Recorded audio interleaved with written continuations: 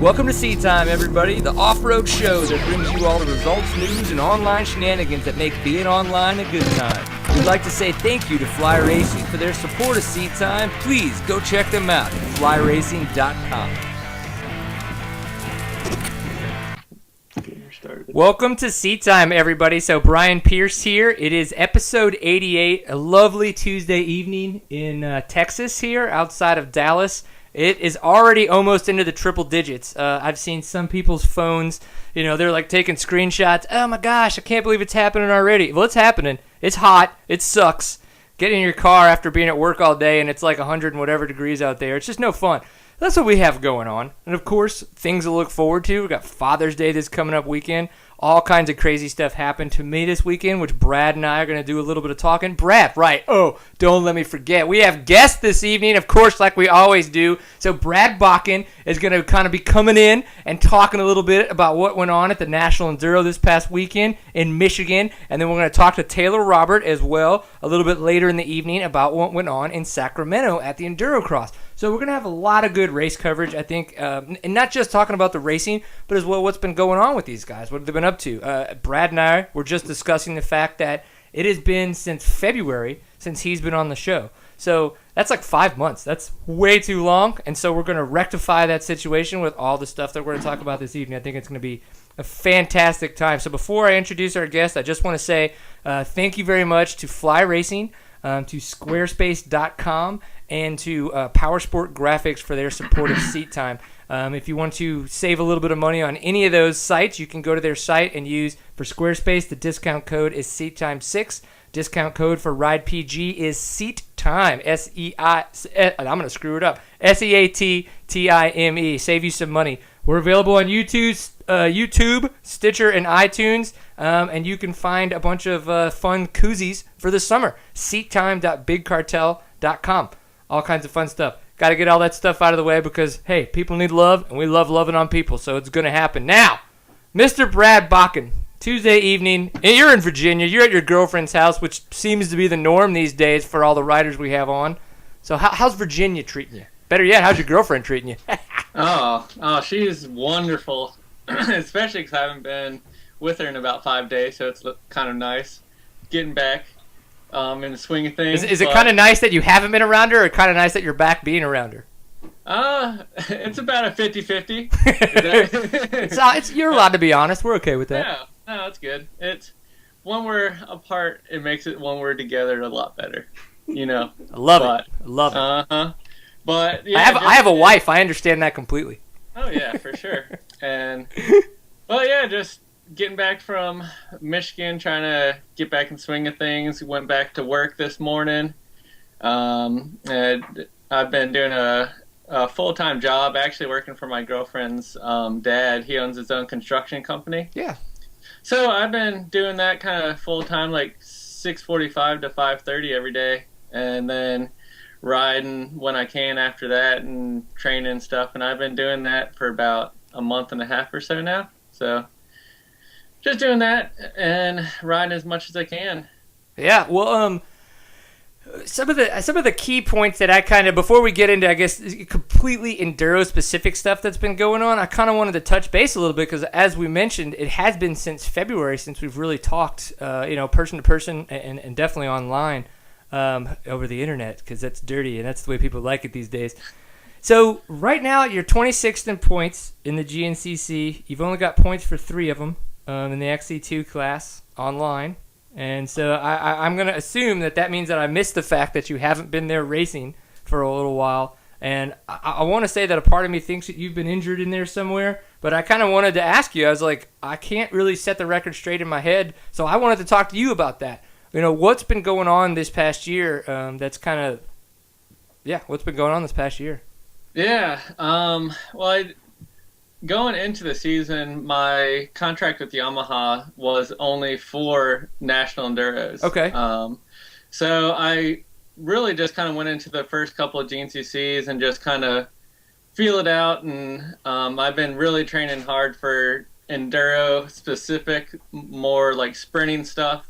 Like going into Florida, I think I only did like 1 or 2 hour-long motos, like in general. I've just been doing sprints and kind of working out, like sprint workout. I've been doing CrossFit and stuff like that.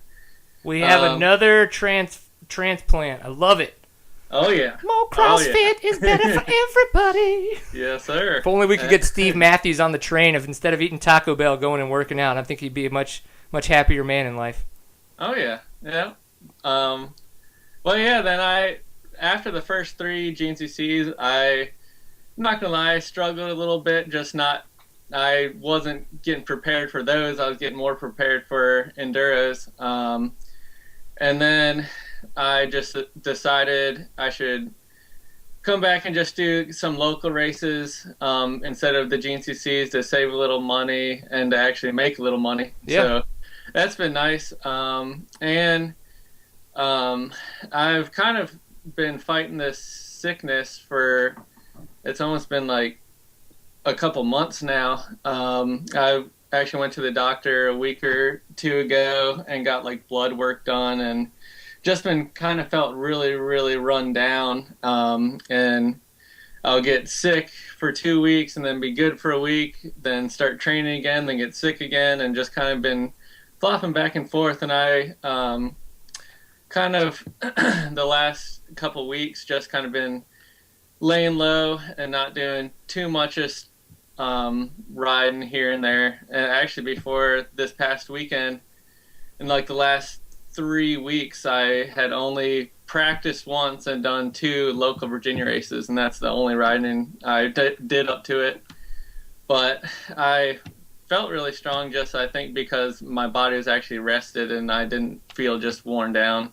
Yeah, I mean, you rode fantastic this past weekend. You even, you won one of the tests, the 4th test, and obviously you were in 2nd place up until the very last test, where it looked like Farringer, just kind of edged you out. I think by about 7 seconds. Or 7 seconds maybe. Oh, so that's pretty impressive. That's really good. That's really good results, and I think that it kind of caught a lot of people off guard. Not that at the beginning of the year we didn't think that you could have those kind of results, but you've been kind of floating in that top 10 position. I think before that, with Florida being your best result as a 4th, almost on the podium, that it just kind of took some people by surprise. I know I was one of those like, hell yeah, look at Brad kicking some ass. I was excited. That's why I wanted to talk to you. I wanted to just kind of see what's been going on. What, has there been any kind of different motivation change, or you really think that it's just kind of because of the fact that you've been able to decompress a little and, singularly focus on the enduros and maybe not concentrate on much as being gone every single weekend? Yeah, I think has been like the biggest help. And I'm not gonna lie, like after the first GNCCs, I struggled quite a bit, and it kind of made my confidence go down, I'm sure, a little bit, just from not doing as well as I know I should be doing. And I think that transferred over to the enduros, and I just kind of had to reboot a little bit and do some local races and try to win a couple of those. And then going into this race, from being like 6th, 8th, 10th range in the enduros, I didn't feel like I had any pressure going into this race. I was just like, all right, let's just go out there and kill it. And like I didn't even have any it was Patty Holloway and I drove all the way up there by ourselves. Like our dads usually come with us to all the races and everything, and our girlfriends and stuff. And we just drove out there by ourselves. And actually Ryan Ballew's parents picked me and helped me out and everything. It was just kind of a low-key race, and I think it helped out a lot, just not having any pressure and just going to it and do work. Yeah. It's kind of interesting. That sounds a lot like what we, heard from Andrew DeLong after his win in Texas. He was like, I went in there and just had fun, and he's like, I didn't feel pressured and to have a good time.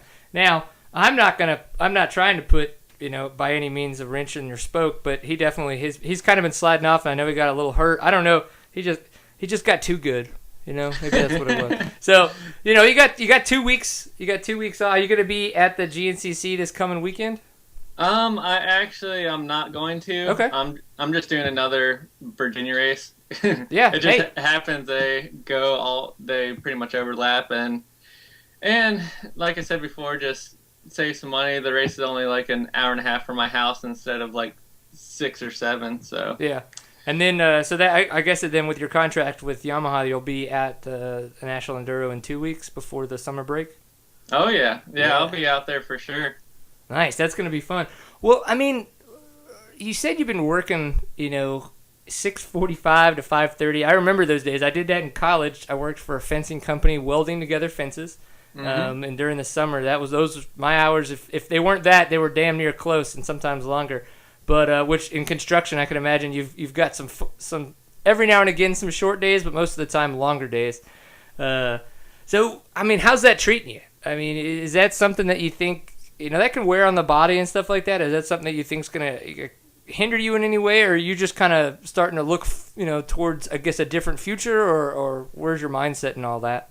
I've just kind of been trying to figure out what I'm gonna want to do eventually, and just kind of like I said, it's my girlfriend's dad's company, so he just said whenever you want to start working, you can just try it out, and it's actually been a lot of fun because as soon as I jumped into it, I've been able to run a bunch of the bulldozers and like bobcats and all that kind of stuff. So all the fun equipment. yeah, so it's kind of nice dating the boss's daughter. So yes, not gonna lie. I've heard that's nice. I've heard that's nice. But no, it's been good. I mean, it definitely is long days, and it makes it a lot harder to like ride every single day and everything. But I think it's been helping me because I'm literally outside every day from like 7 o'clock to 5:30. So I'm really acclimated to the weather. And like up in Michigan, the high was 61, I think. So it was nice and cool. It was like perfect riding temperature. So that's awesome that they had temperatures like that in the or not the middle, but the beginning of June. Oh, I know. That's it was awesome. Insane. Well, I guess we saw like Brian Elliott from Alliance Offroad. They had snow this past week. Yeah, that was wild. I was like, what? And it wasn't like flurries. It was like snow. Like, get your riding jackets because we're going to go ride in the snow. So, oh, yeah. That would be, I guess, pretty cool. I mean, it would never happen in Texas. Yeah. But not in Virginia either. It's high 80s right now. That's ridiculous. Well, so I want to know, how'd you get into CrossFit? Tell us a little bit about that. Now, I CrossFit. That's why I give a shit, and why I like to ask a lot of people questions about that. I think it's interesting to hear their stories, how they kind of got into it. Oh, yeah, definitely. I actually got into it like midway through the season last year. I was staying out in Jordan Ashburn's place out in Tennessee, and he does CrossFit also. And Rich Froning? Mm-hmm, yeah. He was it CrossFit Mayhem is the box he owns? Yep, CrossFit Mayhem, and he lives in the same town that Jordan does. No, did you get to go to his box? I actually, before they had CrossFit Mayhem, Jordan and I went over. We just worked out in Rich's house, like at his house in his garage. So that's kind of how I got started in CrossFit. Yeah, you're like, I'm only hanging out with the fittest man on earth, so I'm gonna just, I might get into this, whatever. Yeah, I was like, it's kind of cool. You're like, damn, his man pecs are bigger than my head. Oh, I know. I see his stuff on Twitter, and he's doing reps of stuff like squats and stuff. I was like, man, I can't even max that. It's crazy. I know. It's kind of ridiculous. Well, have you been paying attention to the CrossFit Open and watching the regionals and getting ready for the CrossFit Games and stuff? Obviously not competing, but watching. Yeah. Well, I've kind of been keeping track of how everything's going, and we're doing all the stuff in my CrossFit gym, doing all of the whatever they're called. All the open workouts? Yeah, all the open workouts and all that stuff. But it kind of stinks because I usually do them on Fridays, and I can't do them because I don't want to be... Oh, yeah, too gassed out for the weekend. Yep. So, but, it's been cool kind of checking it all out, and it makes me excited to watch the games when they come up. Yeah, it's a lot of fun. We are actually going to have a beer drinking, pizza eating party at my house because we all know that we like to CrossFit, but we by no means would ever be a professional CrossFitter. We enjoy it. We like the community. We like being involved with everybody, and so we're going to have a big viewing party here at the house to kind of do that. So it's kind of funny.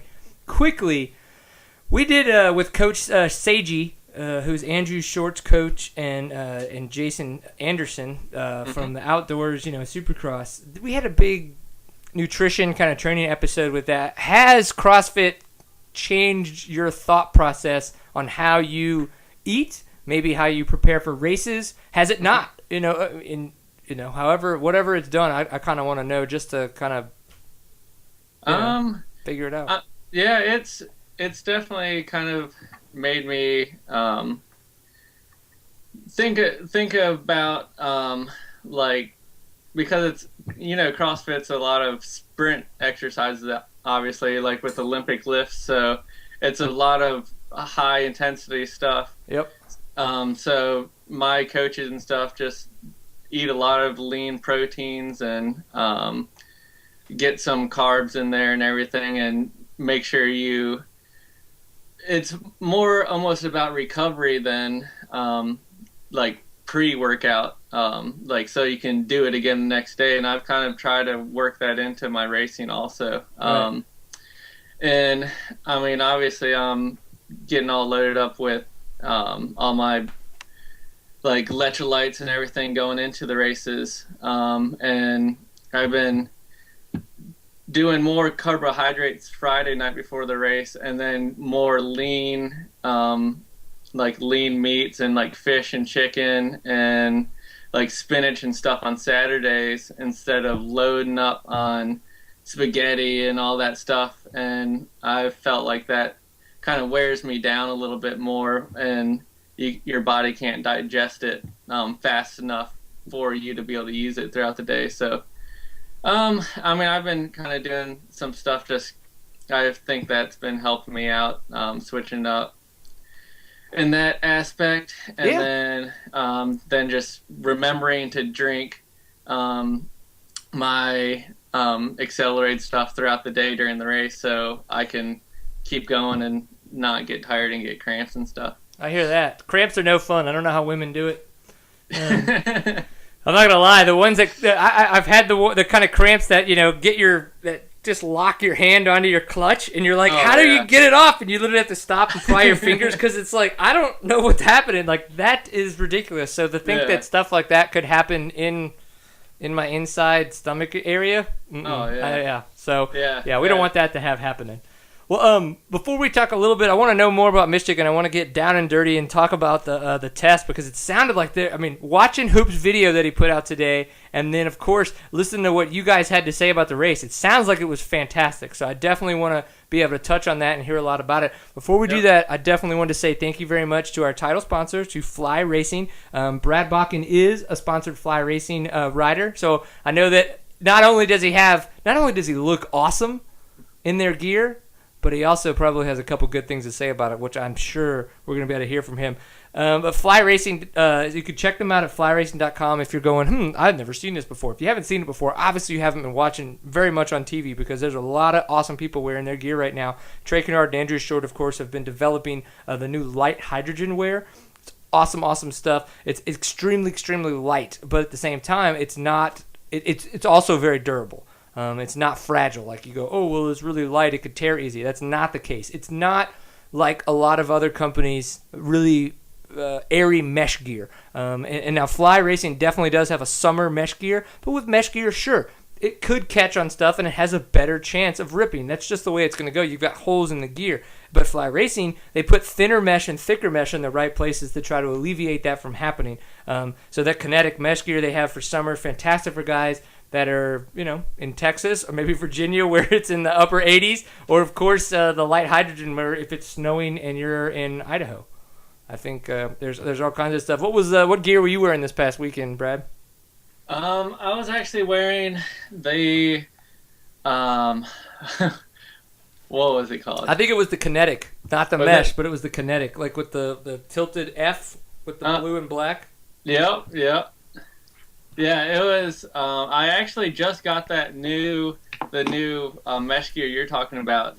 Max sent me a set out, and that stuff is some of the most badass gear I've ridden with. Just because it is, like you're saying, it's really light feel, but it feels like you're wearing like a really durable set of gear, not just with like almost like holes exposed. It's like a real fine like set of gear, and I can't wait to run it in Pennsylvania in 2 weeks. Yeah. Well, one of the things that I noticed the first time I started running some of the kinetic mesh fly gear was how breathable the pants are.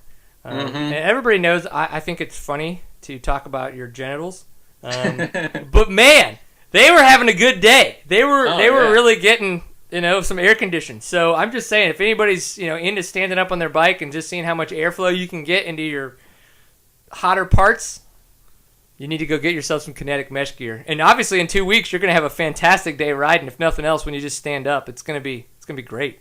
Yeah, it's going to be awesome.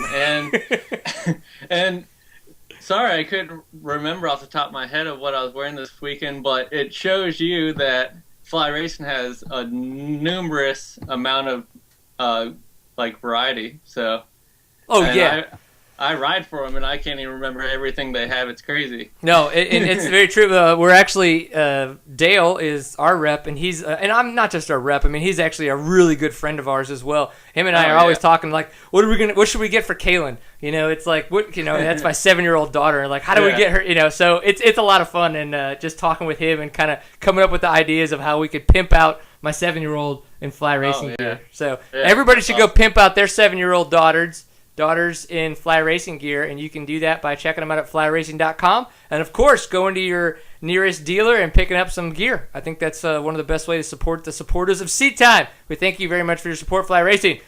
Keep it going. All right, so tell us about Michigan and how badass that place was, because the video that Hoop had and that Shan had kind of worked on, they looked awesome. The trails looked dope. Oh yeah, that was by far the best track of the year.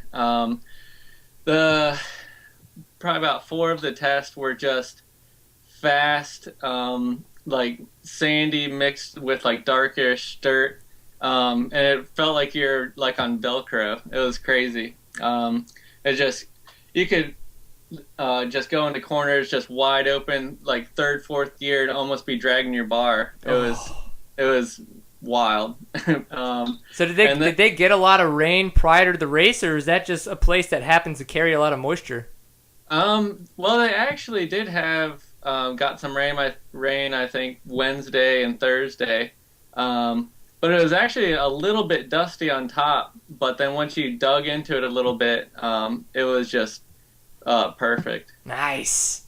It sounds so much fun. So you kind of, I don't want to say biffed it, but it did. The press release did make it sound like you wrecked in the last section, and that might have been what caused it, or maybe you had a bobble of sorts. So what happened in the last section that might have been the deciding factor between you getting 2nd and 3rd? Oh yeah. Going into that test, I'm not gonna lie, I was like, man, just don't make any mistakes. Keep it on 2 wheels. Yeah, don't crash. Don't do anything stupid. Don't stall it.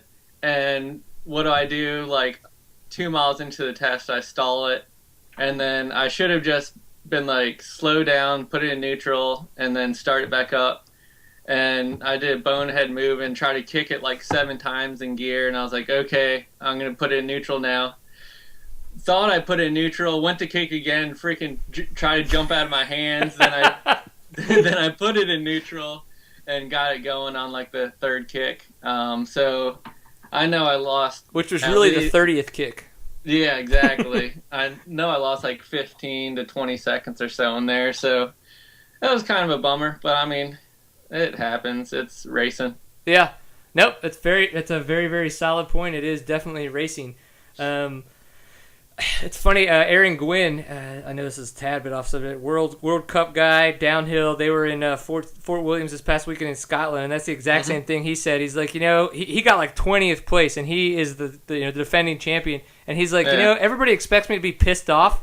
He's like, but man, it's racing. He's like, I guess people don't actually take me serious when I say that. But he's like, that's what it is to me. He's like, I'm racing my mountain bike for a living, and in your case, a dirt bike, obviously. But he's like, all I can do is learn from it. He's like, but I had a great time doing it. He's like, so I think it's some people take it out of perspective in the fact of that, yeah, it's racing, man, but it's what you want to do, and you're doing it, and you're going to learn from it. So you've learned from it.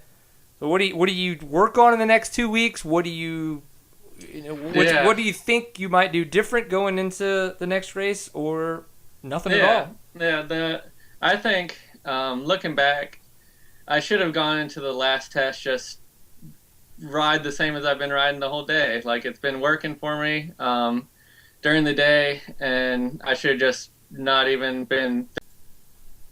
All right, so whatever that was, we like to call that a technical error, and we like to push buttons and go with it. But so Brad was just kind of filling us in on the fact that what's going to be happening going forward for him is he's going to try to keep the hammer down. He wants to realize that he doesn't want to get passed by Mike Lafferty, right? And keep having fun. So, but is it going to be, you and Patty again going to the next race, or are you guys going to be, your dad's going to come this time, or what's going to be the traveling plans?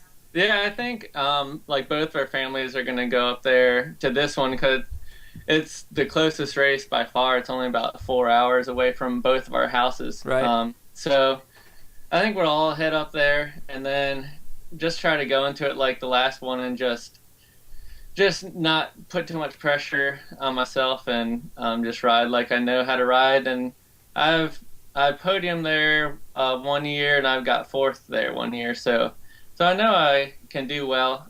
Just got to do it, Yeah, no, well, I look forward to seeing how it goes for sure. I think, and this is going to be the last National Enduro before the summer break. Is that correct? Yeah, Enduros kind of go one every year or one every month. So it just happens that these two are really close together. Okay. But I mean, we do have, I think, 3 weeks in between, so that'll be nice just to kind of hang out and chill a little bit. Oh yeah, you guys are going. Looking at it, you guys are going to, what is it? PA? Is that Pennsylvania? Yeah, we have 2 PA rounds in a row. Okay, so oh wow, yeah. So then you've got July 28th, which is 2 days before my birthday. Nice. And then you get off August, so that'll be fun. Yeah. That'll be good. That'll be nice. The hottest month, I would assume. And then September 15th is the Pin Ultimate Round, which you like to call the second to last in Indiana. And then we've got October 20th in Oklahoma City, which actually Steven and I are going to try to make it up to that round and do a live Seat Time episode. We've started trying to send out some emails to Alan Rant and a couple other people. Oh, nice. And what we want to try to do is while they're doing the KTM dinner, kind of at that, 4 or 5 o'clock. I know you guys want to leave and do your own dinner thing, so obviously we're going to try to do it just a little bit before that to get you guys out of there in time. But to kind of talk to a lot of the riders and just kind of see what they're thinking, what they're, it's the last round. The points might be shaken to the point where someone has the championship, somebody does. So I think it'll be fun. It'll be interesting, and if nothing else, it'll give it a chance to sit on another couch at another race like we did at the Cajun Classic. Oh yeah. And goof off. Have fun. Oh, yeah. Talk about dirt fun. bikes like we've been doing here. Yeah, how far is that from y'all? 3.5 hours. Nice. So I don't know. It's only about 21 from my house. Yeah. Well, you can fly into DFW. Yeah. And then you can ride with us. There you go. I just get my dad to drive her out there. Oh, that's true. Yeah, the whole bike thing. Yeah. Yeah. Who needs those? Yeah. I don't know. Whatever. I'm hoping I'll be riding then. My whole shoulder surgery was in April. So, if that's the case, cool. If not, then I'll be out there videoing, and I'll probably just be latching on to Hooper and being like, "Hey, what shot are you getting? All right, cool. I'm gonna get that one too." No, I'm not gonna piss him off that much, but it would be really funny if I did do that. Yeah. Just stand right beside him every single shot. I'm just gonna video him videoing, so it's like all the shots are you guys in the background and like his ass. It's like, oh, nice plumber's crack, Hoop. Well, cool. Well, dude, we're gonna switch gears so we can talk to Taylor Robert a little bit about what's been going on the West Coast. We really appreciate your time. Good luck. Congratulations. You've been doing a fantastic job. Things get hard, and stuff like that. And I know that life can get in the way of itself, and then you got to make a lot of decisions. It sounds like you're making all good ones, and you at least know that you're making decisions to make decisions and not just like. Yeah. And so good job on that, man. And I look forward to seeing what you've got to offer for the rest of the year. Yeah, thank you. I've been trying my best. So we'll hopefully go into the next round and do more of the same. So yeah, should be good. I love it. Well, cool, man. Have fun. Keep it Yep. up, and we'll definitely talk soon. All right. If nothing else, I'll see you in October, right? Yeah, exactly. I'll be there. All right, dude. Take it easy. All right, man. See you, Brian. Sweet.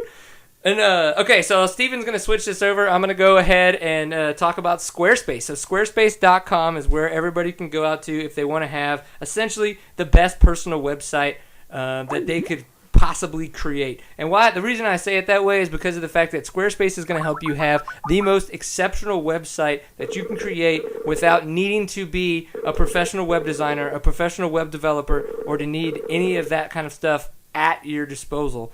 So squarespace.com is a complete hosting package. You can sign up, not just own your own domain, your own URL and domain. You can host all of your content there on the site. You can completely host the site there. And everything is completely responsive. So all the websites, all the templates that they have, not only are they completely customizable, where you can customize them with your own logo and your own graphics, you can also go ahead and they're completely responsive. So they're going to work on a mobile device, they're going to work on a tablet, they're going to completely work on a big browser, on your desktop, and I think it's going to be the best way for a lot of athletes to get their pictures, to get their race results, and to get their content out there on the internet and to have a fantastic looking website. So discount code is SeatTime6 because we're in the month of June, and it'll save you 10% off your purchase. So we definitely thank them for their support of Seat Time.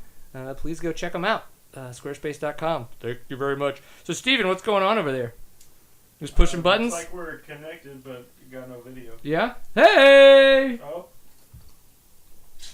There. What's up, guys? What's going down, Mr. Taylor Robert? So, we are live. I know in the past we haven't been before, but we are right now. I just wanted to give you the heads up so you put your shirt back on. All right, cool. So, what's going on, dude? Tuesday night. You're in Arizona. What's up? Just sitting inside. It's pretty warm outside right now. Yeah, just kind of hanging out. You're like, what's up? A little bit of pool time? Maybe a little bit of chillaxing? Yeah, definitely chillaxing. Unfortunately, I don't have a pool at my house, but my parents live a mile down the road, and they got a pretty rad pool, so if I want to go pick that up, I can. That's pretty wicked. It's a funny story. My dad and my mom were in town this past weekend, and my dad's like, oh, we're going to go buy you a pool, like for your above ground pool for your daughter and your son to play in and stuff. Okay, cool. Well, we tried to set it up on the deck, and apparently whoever built the deck at the house that we bought built it really shitty, and it just like completely caved in the deck.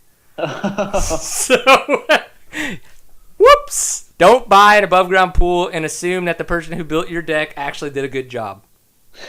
I don't know. Right. Yeah, so there's that. So go use your parents' pool. All right. Don't try to get creative. So this past weekend, you had a very, very successful weekend at the Endurocross in Sacramento. You've had, in Brazil at the Endurocross and X Games, you had I would say a successful, considering it was the first one with a 5th place there.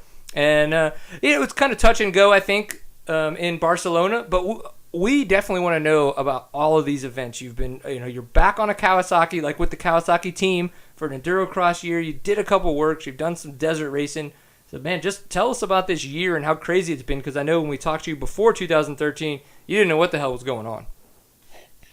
Yeah, no, this year actually turned out pretty good. I got back on with the Monster Energy Kawasaki team, and it's more or less just a Endurocross and X Games effort. Right. So everything else I want to do is they gave me some bikes and parts, and I can go do them on my own, or I can get other people to help me out. So it's actually been a really cool year. I've got opportunities to do some pretty cool stuff. I started the year out with a couple of works races and won both of those. And then I did a beach race down in Argentina, and that was pretty sweet. I did that same race down in 2011, and I almost won it this year. I was so close, but I wrecked on the last lap and rang my bell pretty good. And dude, I was battling with this dude the whole race. I mean, it was probably the most intense race I've ever done because we passed each other like 15 times in probably 45 minutes. That's awesome. And then on the last lap, I pushed to try and pull away from him. I ended up high-siding in like 5th gear, and he went blowing by me. And then not 2 minutes later, he pulled off the track with a fried clutch. So the guy third the whole time ended up winning. Nice. That's I guess that's racing, right? That's one of the things we were just talking about with Brad, is that sometimes you just kind of, I guess shit happens. Yeah, exactly. So no, it was cool. I got second there though, and then came back and just started focusing on Endurocross, and then went down to Brazil and had a pretty good ride. I felt good down there. The track was just nasty. I mean, it was so slippery there. That track looked crazy on TV, man.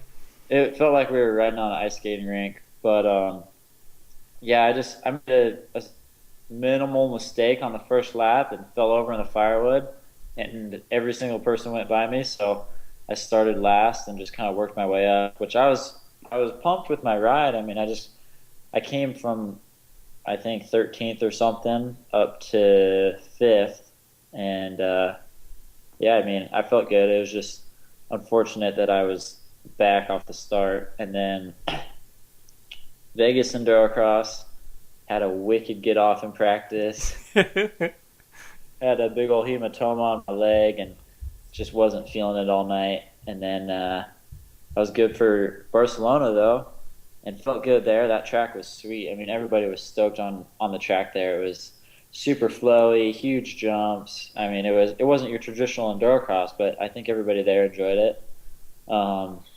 And yeah, got taken out by Brownie on the start of the heat.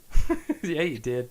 So I didn't make it out of the heat, but I won the LCQ, and then I had a pretty good jump in the main, but Taddy just kind of cut all the way over, and I was on the far inside. And then once we got around the first log, everybody started to fall on me. So I like dumped the clutch to try and get out from under them, and right as I did that, somebody else hit me from behind and spun my bike out from under me. So that crazy picture that I posted, is because the bike is actually like doing a 360 out from underneath me. It's you've probably, now that you're doing X Games, you just like think you're Travis Pastrana, so it's like, oh well, he can do double backflips. I can at least attempt one, right? Yeah, exactly. I mean, you gotta just go for it. Yeah, it's like what is it? Crew Jones on Hell Track in Rad.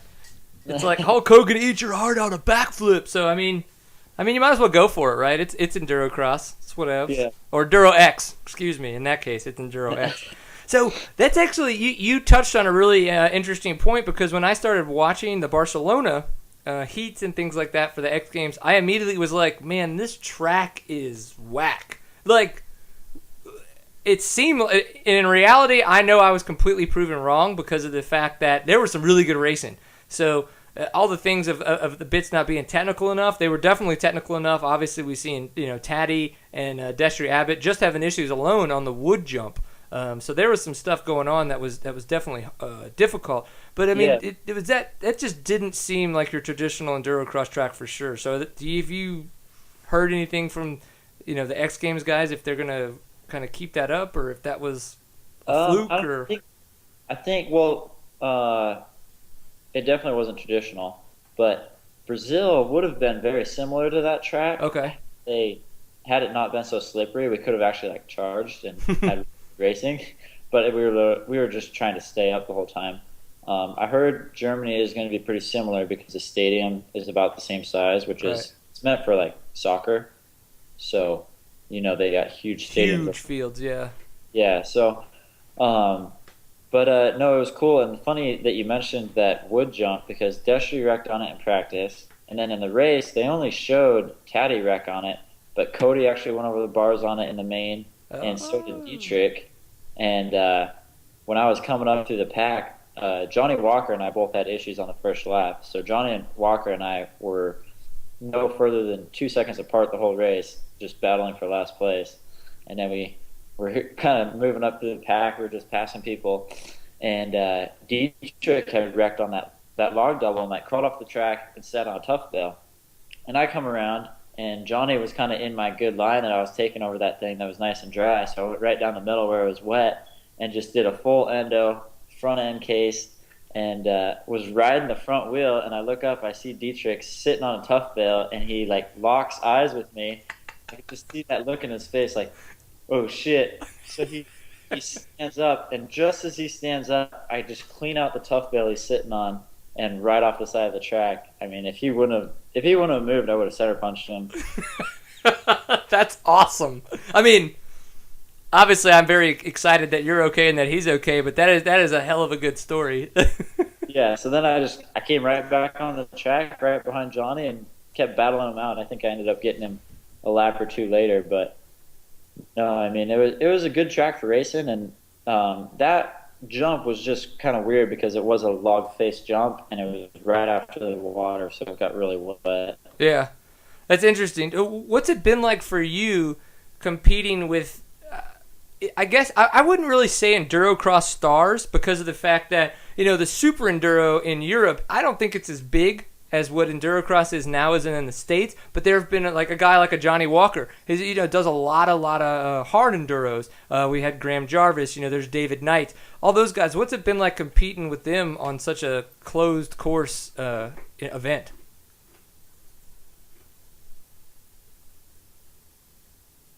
It's been quiet. That's what it's been like. It's kind of cool. I mean, I've pretty much raced all of them at one point or another, except for David. In Brazil was the first time I raced David, but I've raced Graham and Johnny before. So it's cool. I mean, they're obviously super talented guys. They can do amazing stuff on dirt bikes, but Johnny goes pretty fast. I think that especially that Endurocross track was a lot different than what Graham is used to, because it was so fast and such big jumps. He's more like the technical genius. So, Yeah.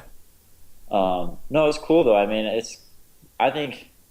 I'm a little biased because I'm an off-road guy, but for how skilled all these Endurocross riders, I think we're all underpaid for how much skill it takes to do what we do. And, I mean, it's cool having all of us guys there's so much talent packed into those stadiums.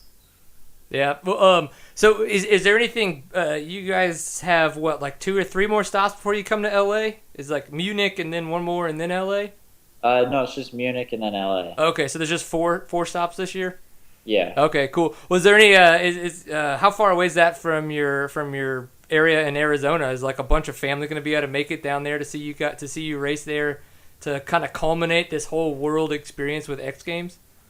Yeah, I mean, my family's been going. They've gone to X Games every year that it's been. Just my mom, dad, my brother. In the States.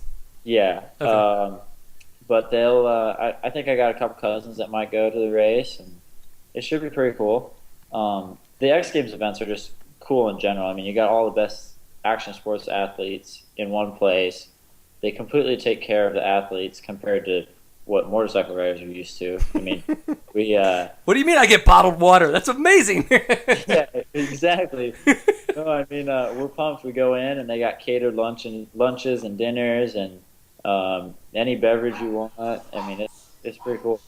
Man, that is awesome. Yeah, I think it goes to show what a little bit of money can do, and the fact that we don't have much of it in our industry. Yeah, exactly. So we'll figure it out though. I mean, I think that this is doing wonders. One of the reasons I wanted to talk to you, not that I don't want to talk to you all the time, I just don't want to drunk text you all the time, because then you'll never respond. Nobody wants that. It's like I'm a fun guy, but at the same time, it might get a little annoying. But you did fantastic this past weekend. And the pictures of you without your goggles, fantastic. And then, of course, Austin White puts up his edit today and of you and Mike Brown. And, dude, you were so damn dirty. You were taking all of his roofs just head on. So just break down the racing in Sacramento for us and just how it went down for you. No, it was cool. I mean, I've been getting frustrated at myself because the 2 X Games rounds and the LA round, I didn't do very well, or not as well as I wanted to. I mean, I feel like I should be on the podium every time.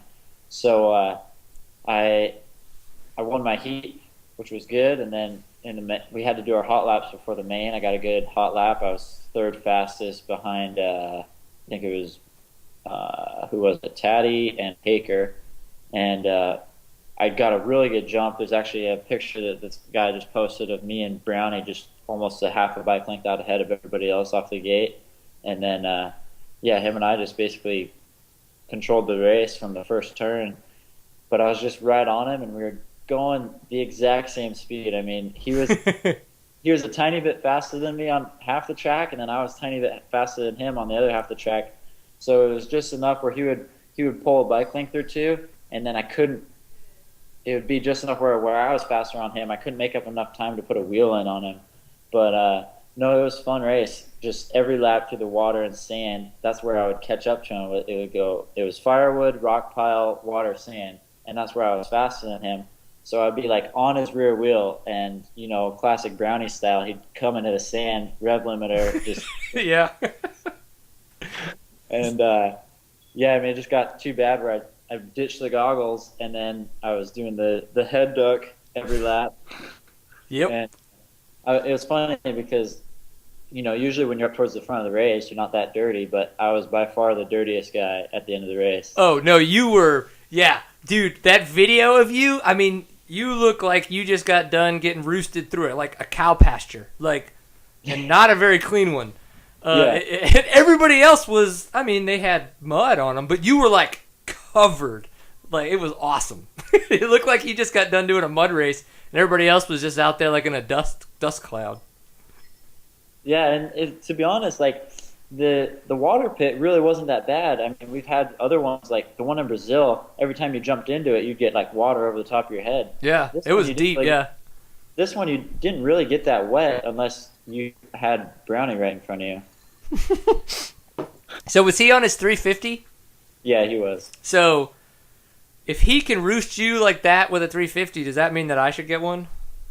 Yeah, I think my 250 is pretty rad though. I was holding his rear wheel the whole time. I think you were too. And I'm not going to lie to you. I'm not going to choose sides on manufacturers. I know that there's a lot of skill that comes down to that.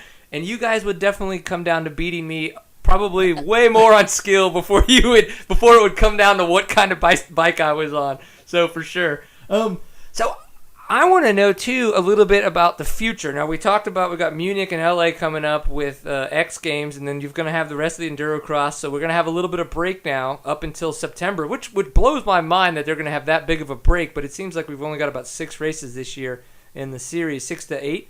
Yeah, we have 7.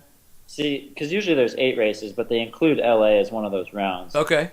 This year, the X Games are completely separate from Endurocross series, so we have 4 X Games rounds and 7 Endurocross rounds.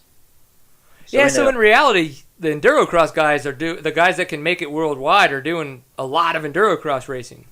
Yeah, exactly. Yeah. Okay, that makes sense. No. Okay. Yeah, I did not think about it that way, considering the fact that they are completely separate. So they're maybe trying to give it a little bit of a break on your bank accounts, because I don't think it's. I've done it. It's not cheap to fly across the world.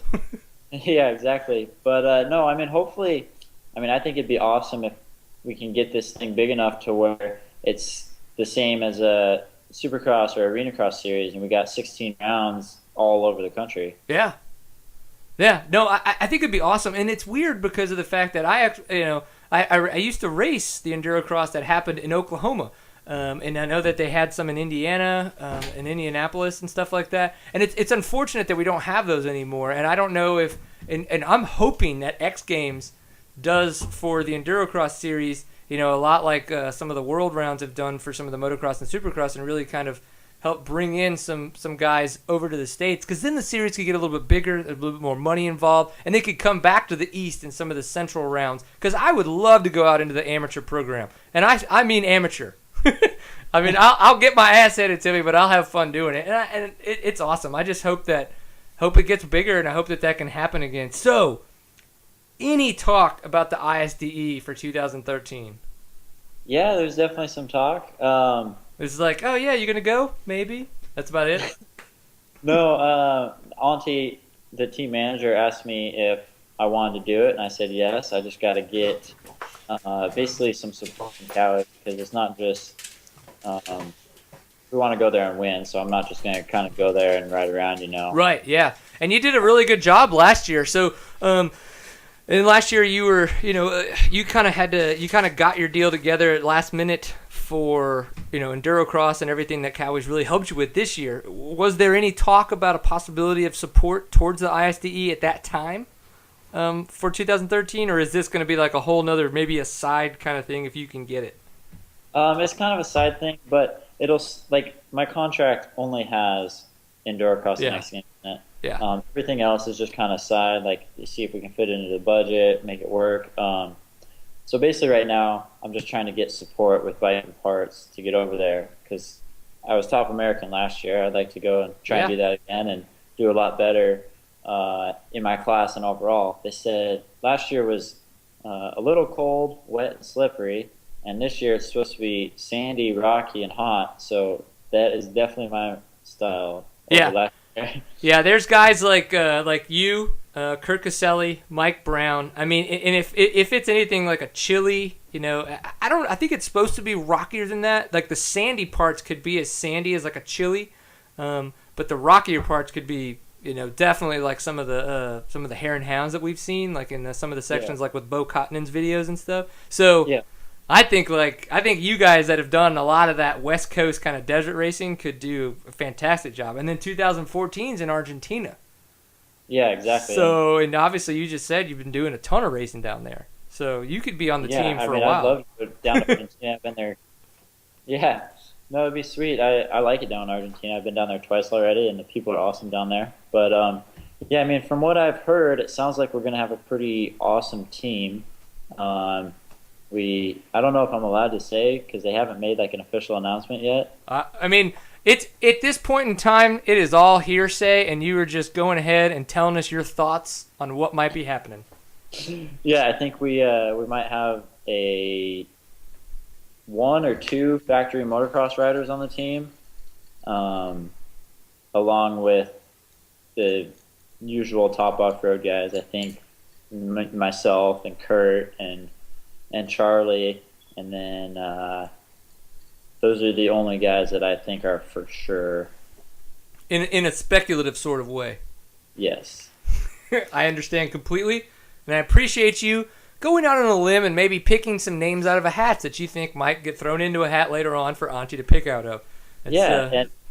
And some of the one or two of the motocrossers that may be on the team may have done some off-road races earlier in the year too. Oh, shit! No! Yes! That makes me excited! Because I know at least one right now, and I'm going to go do some research and figure out the other one, but damn it, that's awesome. That's exciting. Okay, well, cool. Well, now, I have this little bit of momentum. I just want to say thank you to one of the sponsors of Seat Time. Is Powersport Graphics. Can't thank them enough for the support that they've given to Seat Time. And before people go, oh, it's another commercial. No, it's not just another commercial. It is a way for you to support the supporters of Seat Time. You can get 10% off of any order that you place on the site by using the discount code SEATTIME. So SEATTIME saves you 10%. If you want to save 40%, you can go and you can choose the ready-to-ship option, and that's gonna take away your ability to put in any kind of custom stuff. But you get some of their sick, awesome design graphics at 40% off. Order at Eastern Time before 11 a.m. Shows up same day.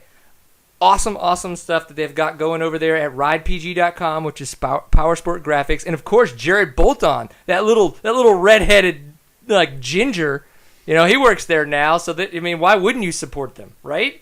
So, yeah, go check out ridepg.com. We really, really thank them for their support. Holy crap!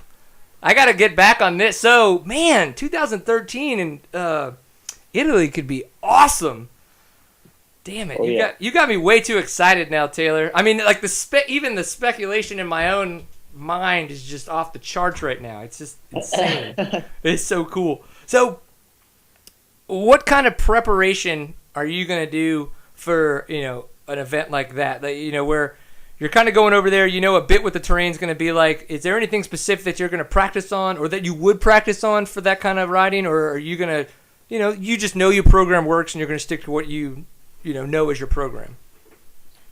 I just kind of going to do my program. That's going to be pretty heavily into where the Endurocross series is starting back up. So I'm definitely going to be doing some Endurocross practice, but the good thing about Endurocross is when I do that, you're practicing. Sometimes I do 1-lap sprints, sometimes I do 5-lap sprints, sometimes I do 10-lap motos, where all of those could be like the length of a special test, Mm-hmm. a minute to 5 minutes to 10 minutes. Yep. So my trying to get my sprint speed is basically what ISD is about, because you're not riding not doing hour-long motos. Correct. And then other than that, I might go hit up my gnarly sand track and ride some of the trails out from my house that are pretty rocky. I got me and my neighbor, who's a trials rider. I've been getting him into dirt bikes, so we've been going out and we've been making these trails in these ravines, kind of like King of Motos / Last Log Standing type stuff. And we actually got a pretty good loop now that is it's got like 4 different parts, and go out and practice that a lot. That's more for like the technical side of things. Yeah. Man, that's awesome. I love a lot of that rocky playing around stuff. Now, granted, I would never want to race like a King of Motos or feel like I needed to try to race on it, or like a Erzberg type stuff. But man, when you get out like on a trials bike or whatever, I've seen some cool pictures of you on your trials bike too. That is just so much fun when you get out with guys that are a little bit better than you. In my case, you would be just a shit ton better than me, so obviously I would be challenged the entire time. But when you kind of like, somebody finds one rock that they can do something and it kind of make it a little bit different, so then it kind of pushes the other person, and then like all of a sudden 3 hours has passed and you didn't even realize that you were training when you were just having fun challenging each other by just, kicking ass and being awesome.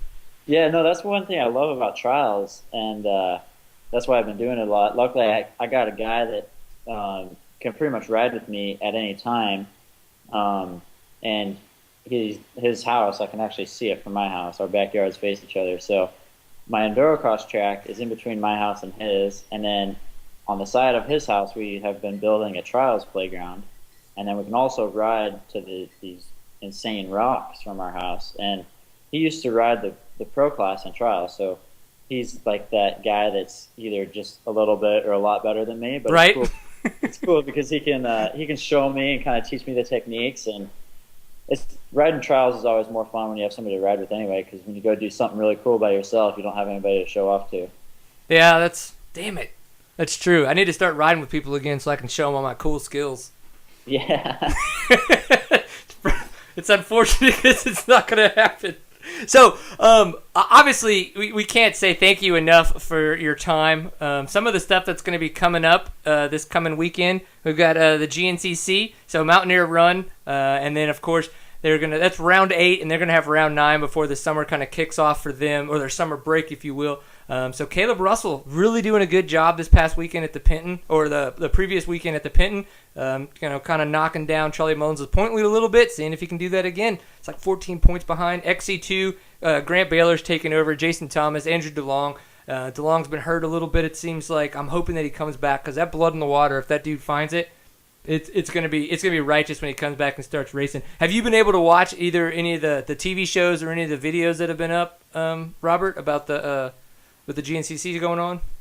Yeah, I've been watching like the post race videos they put up, like the recap videos, yeah, and Josh Strang's little race reports and Caleb's helmet cams and stuff like that. So I have an idea what's going on over there, and obviously Caleb and Charlie are just killing it, which just get you a little bit more excited. I heard that Caleb kid might be interested in doing ISD this year. Son of a bitch.